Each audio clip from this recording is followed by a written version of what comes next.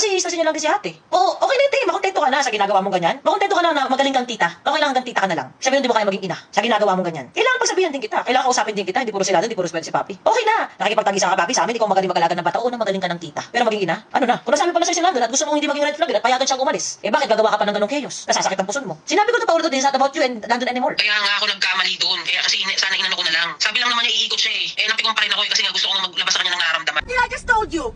What did you just... Bro, we haven't slept yet. Me either. We're working. Me either.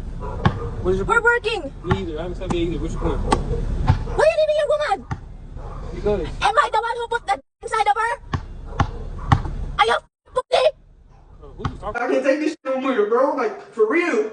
I got feelings too. Baby mama, like, what the fuck you want me to do? I'm tired. I'm telling you this for the days straight. I can't speak up for myself. I'm tired of this shit. I'm tired of not being able to be myself. It's unfair, bro. It's unfair. I'm tired of it, baby mama. I'm tired. Alam mo, atake ang pamilya mo para sa'yo. Alam mo yan. Alam mo na. Atake sila kasi, unang-una, hindi mo dapat habol si Papi. Oo, ngayon ka lang nabuntis, but it doesn't mean hindi mo ma-validate na buntis din si Papi. Yung isang may emosyon, pinaghabol mo doon sa lasing. Hindi man siya lasing, pinaghabol mo. Pinaghabol mo doon eh. Unang-una, hindi mo dapat ilagay si Papi sa ganong sitwasyon. Kasi hindi kasali si Papi sa relasyon ninyo. Si Papi mataas ang emosyon kasi buntis yan, hindi mo dapat yan iiwan. Yun yung point niya. Pasana ng gabi namin ni Baby Daddy, actually hanggang madaling araw. Kaso lang, meron siyang nabanggit sa akin na nagpintig yung tenga ko. Sabi niya sa akin bago ako matulog, minsan baby mama, gusto kong humipak ng pads. So ako, nagpintig tenga ko, nag-walk out ako. I went outside because baby mama went outside first. I didn't know where she was going, so I was in a rush to leave. Then when me and baby mama went outside, we forgot the key. Dahil naiwan yung susi, tumawag ako kay Mikay, buti dala ko telepono ko. Sabi ko sa kanya, Mik, please, puntahan nyo na ako dito para makapasok na ako sa bahay. Pero aminado akong nag-iinarte na ako.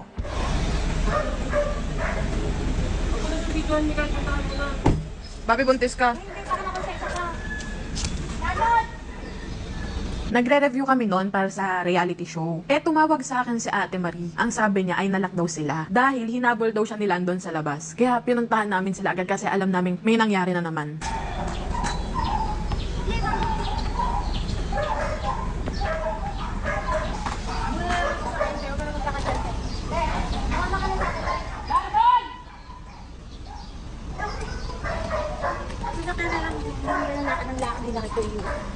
Abagay! Dalawang buntis pinasisigaw mo? Magpapahabol pa ata.